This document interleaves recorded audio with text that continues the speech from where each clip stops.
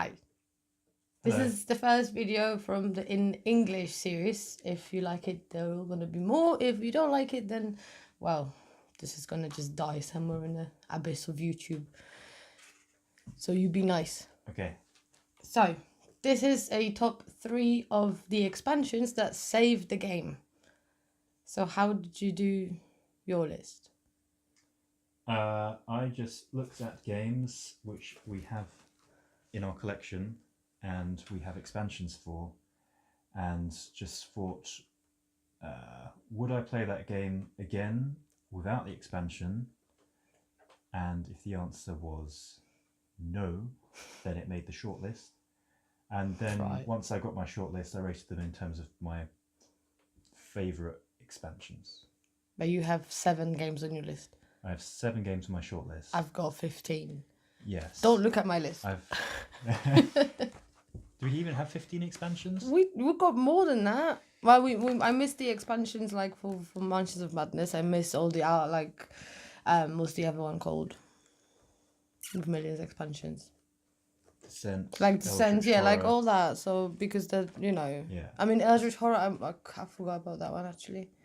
I mean, games like Arkham Horror, the card game, anything that has like a series that has like. Yeah, the expansion is just a new scenario. Yeah, that I missed that. And also, I kind of didn't put the ones that you get like a new character or something, or I just feel like it needs to you change can play the without. way I the don't know. game plays. Yeah. Almost fundamentally, in some cases. How many games gonna be on a short list? Like the other 4? Well, I have four games that didn't make the top 3 on my shortlist. Okay. So we'll talk about those now or at the end. Don't. Why did you do that? At the end. We'll talk about them at the end. Okay. Right, Pebble, we're going to start with number 3. So, do you want to go first? I'll go first. My number 3 is the expansion to Quacks of Quedlinburg, the Herb Witches. Ooh. I like Quacks. It is a stupidly silly game, and I thought we played a couple of times. Just the base, and it wasn't easy to teach, but then the expansion doesn't add as much, so it gets harder to teach, but it adds more to the game. Yeah, it has more variety, but You get more you ingredients. still have the same number of things in the game. Yeah, but you just shuffle them and take whatever you want at the beginning, and It doesn't add the complexity to the teaching, so. Well, it adds the witches, but it's not like you basically have 3 coins that you spend over the game and get 3 like superpowers, but once per game. This is basically it, isn't it? It's a really simple addition. But I like it. I like it more with it than without it. I wouldn't play it without it. Yeah, I'd agree. Because it adds a few extra ingredients as well to add variety, and it adds new versions for the different. I mean, we didn't even get through all the different types of things in the base game. No, some of them are so like overcomplicated, I think. The problem is our base game is the German edition, we got the expansion in English. So. And 12 years of German at school did nothing to me. Yeah, so we have to translate the German ones when we use them. So. Oh well, but yeah, I mean, I like the expansion. With the expansion. And it's fairly inexpensive, the expansion. I don't know how much it was. Don't ask me. I don't know. Because different countries have different prices. Like one thing I like is you can fit the base game and the expansion in the expansion box. Yes. So I've thrown away the base game box and just have the expansion box because it's smaller, more compact. Yeah, well, this is another topic of like airing the boxes and stuff. But hey, right. Great. What's your one? My number 3 is the Quest for El Dorado, Heroes and Hexes. Taxes. But my autocorrect has corrected to Heroes and Taxes. So yeah, Heroes and Taxes. So Quest for El Dorado is a game where it's kind of like a simple deck building game, but where you're traveling across. You're racing each other across the jungle and to try and get to El Dorado first. And the base game was pretty fun. It's really good gateway game, really easy to teach to people. We played it with my parents, with like some of my non-board gaming friends, and they all pick it up really quickly. And it's fun because it's a race. Everyone can identify with race. It's relatively quick. It's relatively quick, and there is really great player interaction in it because you can block each other with your pieces, which can lead to some quite funny and quite frustrating moments. I wouldn't call that funny. Yeah, you did kind of get screwed over in the last game we played. But what the expansion does is it adds heroes, which is one thing. And so hexes.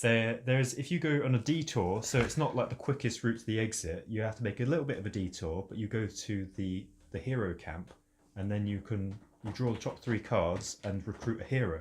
Now this is like a super powerful card that's now going to be in your deck for the rest of the game. And every time it comes up, it does something really powerful. And they're all like hilarious kind of Crocodile Dundee. There's like a Crocodile Dundee ripoff. There's like a Ellen Ripley ripoff, and loads of different things. Yeah. They all do different things. So but I wouldn't play without it.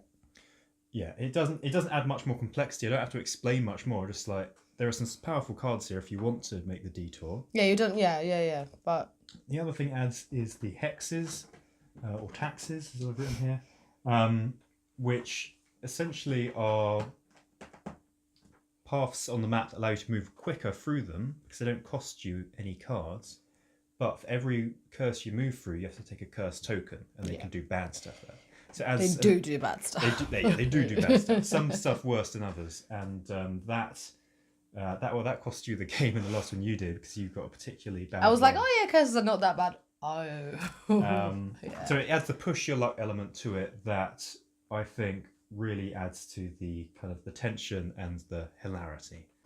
Number 2, you go first. Me? Yeah. Okay. My number 2 is probably a little bit of a cliche at this moment, but Viticulture Tuscany.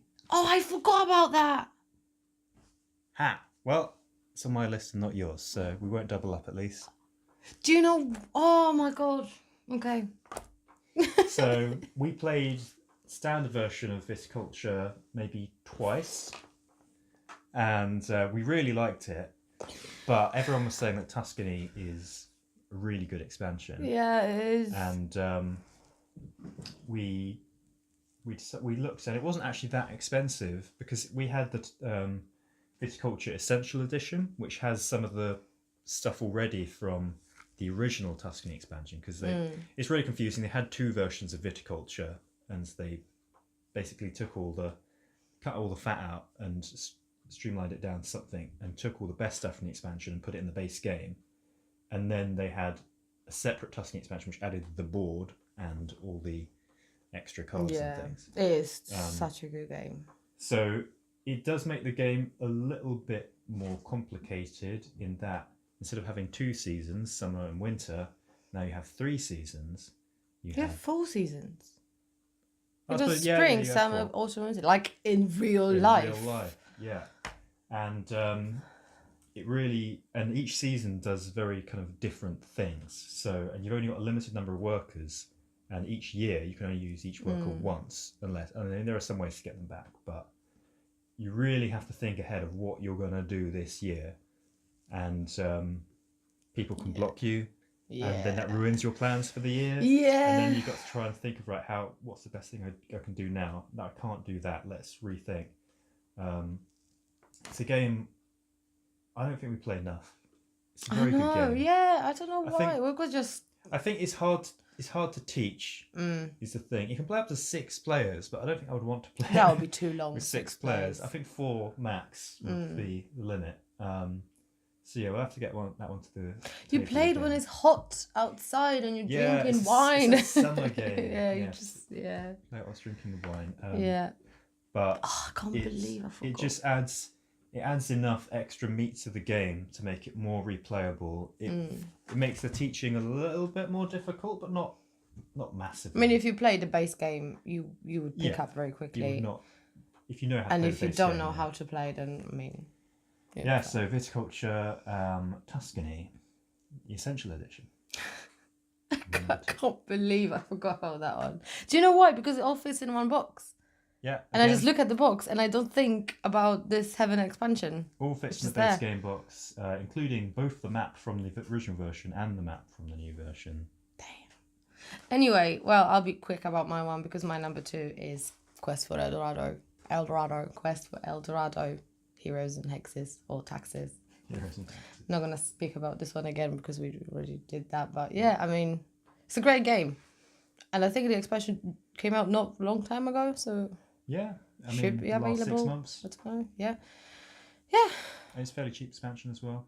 Yeah. So Base game's not expensive. there we go. There we Number 1. Numero uno. Numero uno. Jeden. That's the most Polish you get out of this person. Right. I think we're going to have the same one. Probably. It's Abyss Oh. Leviathan. Oh, it's not? No. Oh, well, my one is Abyss, Surprise. Abyss Leviathan, and Kraken. I mean, both of them. But I could play without Kraken. Yeah, Leviathan is. But Leviathan. But there's a funny story of Abyss when we played this game, the base game. We got it about 2 years ago at Expo. Remember that? Yes. And we played the game and could not, for the love of me, figure out what the pearls were for. Well, we knew what they were for, but they Well, seemed yeah, kind of but we pointless. just kind of just like collected them, and we didn't really know that we can spend them to pay for the lords. And then the Kraken came, and it says, "Oh, you can also spend the black pearls." And I was like, "What do you mean, also spend them?" But only one of them. I was just like, whoa. And then, yeah, it changed everything, but that's not the point. The point is that Leviathan adds the combat to it, and there's dice, and it's not just stupid going in there, finding a monster and getting just the treasure and that's it. You just actually have to kill it. And if someone can weakens it and then you can kill it, or the other way around, and this is kind of frustrating when you try to kill it and you weaken it and then someone else just comes in and, takes everything, but hey. So in the base game, the weakest part was when you drew a monster card, because you could either fight it now and get a small reward, or you could ignore it, and if you drew another one, it would make it more powerful. Then you could fight it then for an even bigger reward, or you could ignore it, and if you get another one, then you can get an even bigger reward. So it's kind of a bit of push your luck, but there wasn't much of a penalty to not doing it. Well, it's this one. I think there's something bad if you ignore it or something. I can't remember. If you ignore it, it could potentially attack and it can wound you. Yeah, but wounding you is essentially just giving you minus points, just negative victory points at the end of the game. But if you kill these leviathans, you get extra victory points and sometimes extra pearls and other things. But it does take it to another level. Like, it does. It's not just silly, like, set collection. No, I mean, it adds a fifth player as well, but I mean, I don't think we'll ever play this. It is quite a long game. I mean, depends if people know. I don't know. But yeah, I mean, Abyss Leviathan, my number 1. Great. So my number 1 is Spirit Island Tooth and Claw. Tooth and Claw? Is it Tooth and Claw? It is definitely not. It's Branch and Claw. Branch and Claw. Oh yeah, because they got the branchy guy and See, that's why I took it off my list. Because it's just 2 new characters. No, it's not just 2 new When characters. there's this tokens and all that, but I mean... So, what I like about this expansion is the fact that it adds event cards to the game. Because with a lot of co-op games, especially more puzzly ones like Pandemic, which this is like a hardcore version of Pandemic. Yeah, like really. Reversed kind. I mean, not you reversed, you but are yeah. you are gods. Well, you are kind of like elemental spirits defending an island somewhere in like the Pacific or something from colonial invaders. And let me stop you here. They know about it. I've been talking about this game for a long time. You know all about this game. So what the expansion does, it adds 2 new spirits. That's cool, and they have their own little abilities. But it also adds event cards, which mean that every round something random will happen that Might be good. It might be not. might be good, might be bad, but there's usually a good and a bad thing happening on them.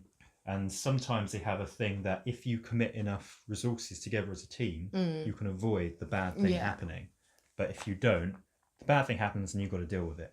And what that adds a little bit more unpredictability to it, which is good because once you play the game a few times, you can really like puzzle it out and work out the perfect thing to do each turn. Whereas this adds a little bit more kind of uncertainty and just spices the game up a bit. Yeah. So that's why I like this expansion, because of the event deck. And the new spirits are really cool as well. But Tooth and claw. Tooth and claw. Branch and claw. Okay, so that's it. Let's do the shortlist. Right. I need to add viticulture. Wait. You can be talking. Right. So my shortlist. I've only got 4 on my shortlist. I've probably missed out quite a few, but so Abyss, Kraken, Leviathan, that almost made it. I really like those expansions. They add a lot to the base game.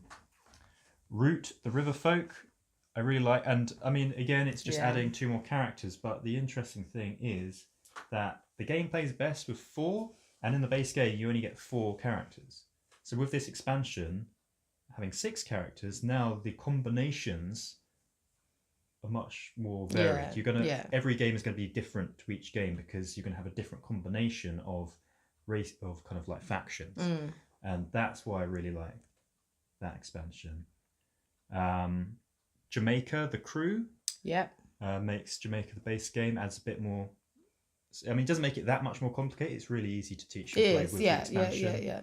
And it just adds some nice thematic variety.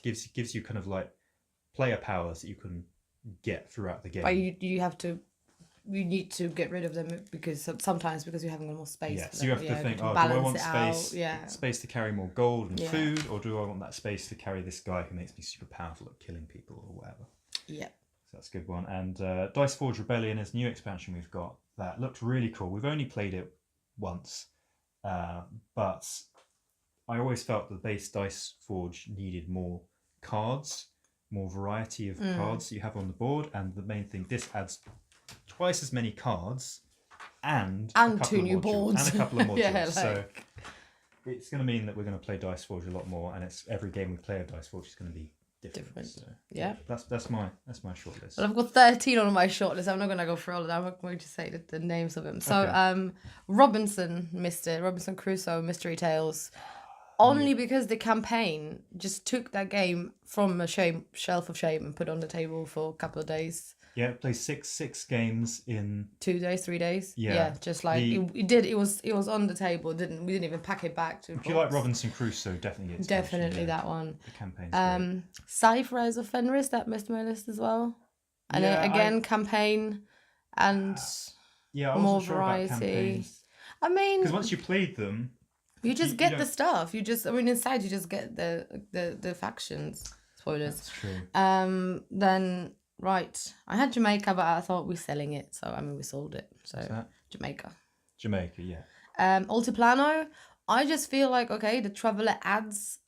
It makes it. You can make a short game with a Traveller, because there is a mode of like how you just play half the game basically, which is good, but it does complicate it a little bit.